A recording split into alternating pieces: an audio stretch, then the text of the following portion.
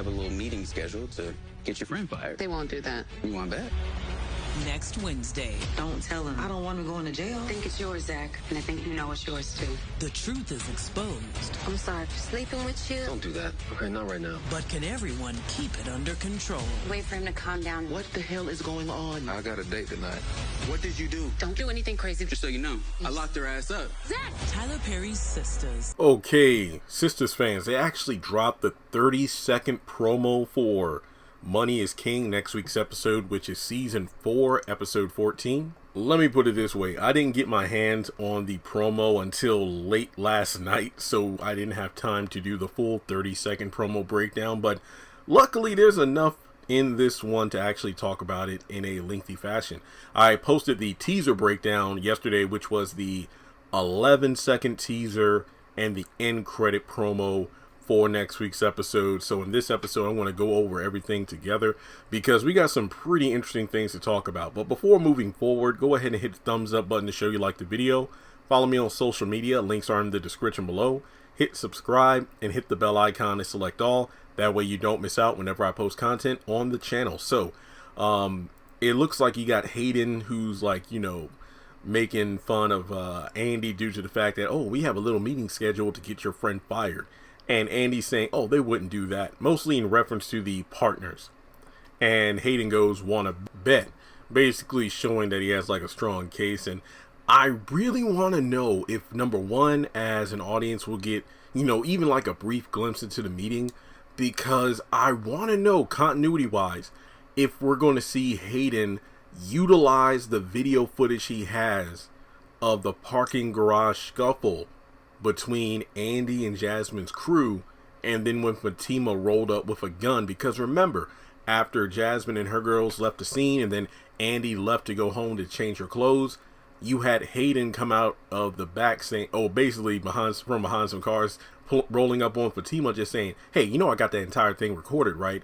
Showing that the man has contingency plans. So I wonder if that's the case. Not to mention, Andy is a partner. I know it might be hard to believe, but if you go back to like season 2, Bellamy, Andy's old boss, he got fired once Andy had to prove to clear her name and Gary's name, because it was Bellamy, Morris, Jasmine, they were all in cahoots, and as a result he got fired.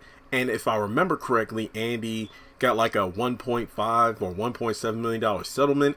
She got Bellamy's old job as one of the bigwigs at the company. So I'm wondering if Andy's going to be in the meeting. That's what I want to know. Now, one could argue that maybe not, because she was Andy's assistant and her friend, so there might be some bias there.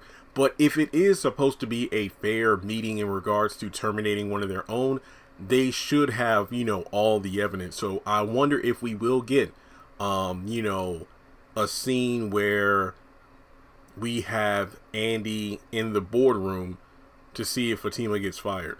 Now, going back to the jail, and I believe this happens prior to Andy encountering Hayden at the office, Zatima saying, hey, don't tell him, I don't want him going to jail. Again, reiterating that, Andy, don't tell Zach Hayden had me arrested, because Zach is going to do something wild. Pretty much like what you did last night. All right. So we go over to Zach's house. And Danny's there. First of all, how the hell does Danny know where he lives? I don't know. Maybe Zach calls her over. Just say, hey, I got my new place fixed up. Keep in mind that if I remember correctly, I don't believe we have seen Zach and Danny together since his final days at the, his final days at the airport. But I think, maybe the last time they were together was when Zach was over at Danny's because Karen wanted to meet him there. Yeah, I think that was the last time I think Danny and Zach have been in the same location together. So she's saying, I think it's yours, Zach, and I think you know it's yours too. Please don't tell me she's vouching for, Karen and her pregnancy is definitely yours, because then you'll have Zach thinking it's his, and that's just going to conflict with a whole lot of things, because the narrator says the truth is exposed. But can everyone keep it under control? Now, keep in mind, the truth is exposed and it flashes over to Karen, obviously at the doctor's office. And then Aaron pulls back up to the salon and she's saying, I'm sorry for sleeping with you. And Aaron's like, look, don't do that, okay? Not right now.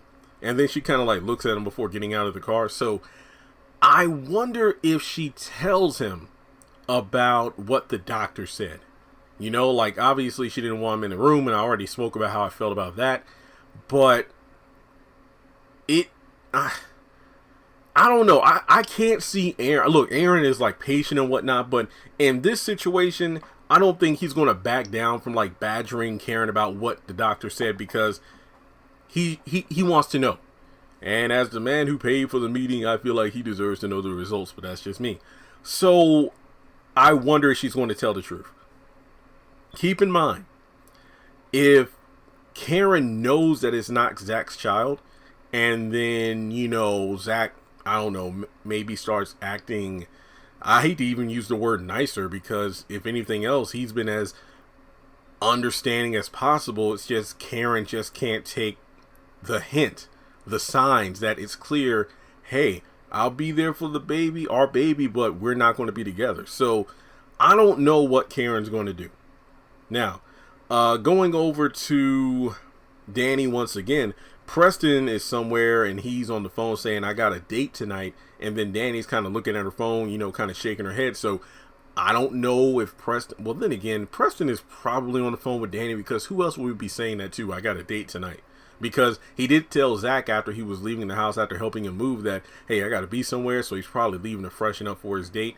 But then again, either he does have a date, or he's just saying that because he's taking Zach's advice. So I don't know. And not to mention Danny and Logan, I don't think they have a date that night, but they, Danny said, I'll let you know, when we'll go out. So there's that. Now with Zach, he's actually at the law firm and he's talking with Andy, probably to figure out where Fatima is. And then he looks at Hayden, what did you do? And then Hayden's like, I locked her ass up. And that's when, Zach rushes him and attacks, because Hayden singing in the end credit promo, I locked your bitch up and she ain't getting out either. So there you go. And from there you have Sabrina in the bank, and she's saying, I'm waiting for him to calm down, probably in reference to Calvin, but there's nothing to talk about. There really is nothing to talk about with Calvin. If he literally said there's nothing to discuss, yada yada yada, why are you still entertaining this whole thing, whether or not you want to be with him or not? But then the thing is that Maurice actually gets home and goes, what the hell is this? Because it looks like Calvin is sitting down to dinner with Q. So Calvin let Q back into the apartment. Why is this still part of the story? And that's pretty much the breakdown for next week's episode, Money is King. Let me know your thoughts in the comment section below.